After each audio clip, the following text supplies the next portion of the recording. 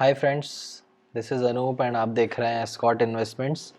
और आज के दिन हमारे जो 3 स्टॉक्स जो थे वो हमारे लिस्ट में थे बाइंग के लिए, तो उन पर हम आज अपना जो इंट्राडे ट्रेडिंग सिस्टम है वो अप्लाई कर कर देखेंगे कि हमें उसमें 2% प्रॉफिट मिला या नहीं। तो उसमें सबसे फर्स्ट लिस्ट पर हमारा जो स्टॉक था वो था टाइटन। एंड टाइटन में हम अपना इंट्राडे ट्रेडिंग सिस्टम को अप्लाई करेंगे और देखेंगे कि आज हमें 2% प्रॉफिट मिलता है या नहीं। तो ये तीनों ही शेयर्स जो थे वो हमारे रिडार पर थे आज बाइंग के लिए, जिनमें Titan, HCL tech and Glenmark तीनों शामिल थे। तो फर्स्टली हम देखते हैं कि टाइटन में आज क्या हुआ और कहाँ पे बाइंग एंट्री बनाई जा सकती थी, और बहुत ही मिनिमम स्टॉप लॉस के साथ 2% प्रॉफिट हमें किस तरीके से मिल सकता था। तो फ्रेंड्स, आप देख रहे हैं यहाँ पर फर्स्टली हमें देखना होता है कि first time buying and selling volume high कब आया है और प्रीवियस कैंडल से ज़्यादा होना चाहिए। तो फर्स्ट टाइम हमने देखा यहाँ पर कि बाइंग साइड वॉल्यूम आना शुरू हुआ यहाँ पर। ओके फ्रेंड्स, तो दिस कैंडल पे यहाँ पर जो है वो बाइंग वॉल्यूम ज़्यादा आया, तो इससे हमें कंफर्मेशन मिलता है कि यहाँ पर हमें सपोर्ट हमारा जो है वो कंफर्म होता है।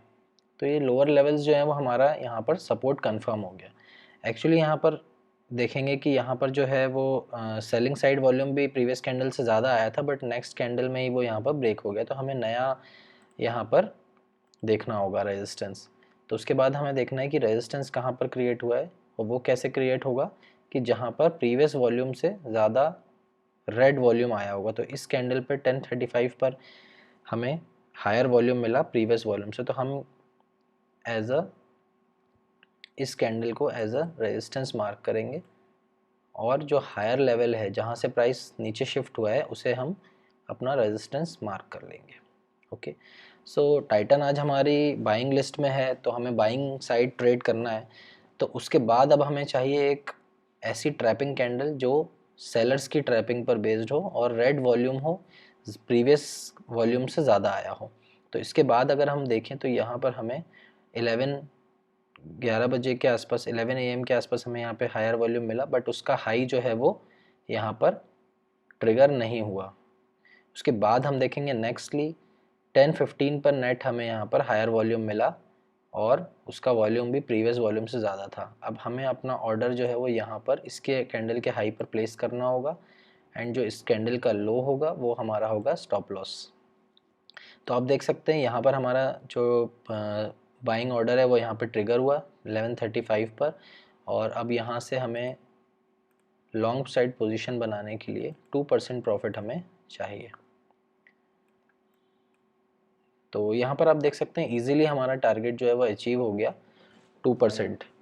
सो हमारा जो स्टॉप लॉस था वो ओनली 5 पॉइंट्स का था, एंड 10 पॉइंट्स यहाँ पर हमें इजीली अचीव हो गए टाइटन में। ओके, तो ये हमारा फर्स्ट ट्रेड था टाइटन में। एंड सेकंड हम देखते हैं ग्लेनमार्क। ओके फ्रेंड्स, सो आपको समझ में आ रहा होगा। चलिए अभी और हम इसको एक्सप्लेन कर लेते हैं। तो सेकंड जो स्टॉक था हमारा वो था ग्लेनमार्क। तो ग्लेनमार्क भी आज कल से ही हमारी बाइंग लिस्ट में था, तो हमें इसमें भी सेलर्स की ट्रैपिंग पर ही ट्रेड करना था। तो आइए देखते हैं कि इसमें हमें कहाँ पर एंट्री मिल सकती थी।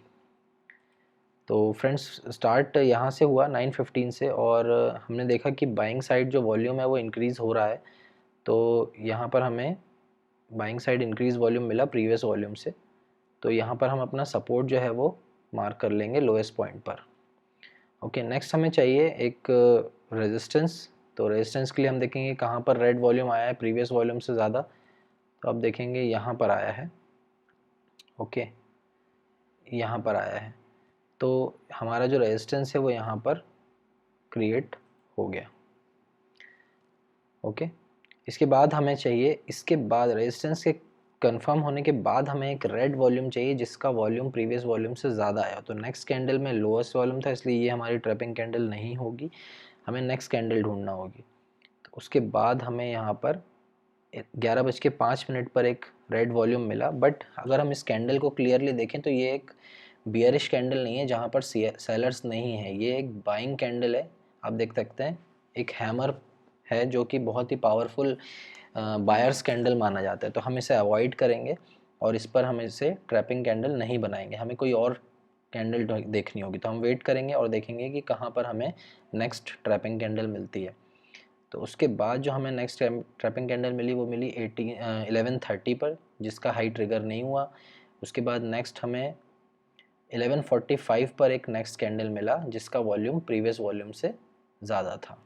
आप देख सकते हैं यहाँ पर क्लियरली इसका वॉल्यूम प्रीवियस वॉल्यूम से ज़्यादा आया हुआ था और ये एक सेलर्स कैंडल था।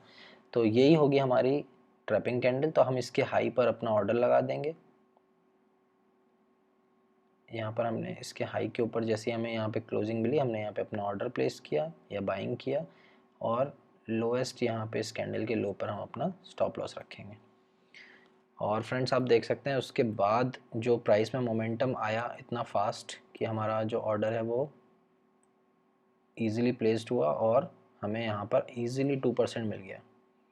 हमारा जो अल्टीमेट टारगेट है वो ओनली 2% है। उसके बाद प्राइस ऊपर जाए तो हमें कोई मतलब नहीं है और हम उसके बाद वेट भी नहीं करते।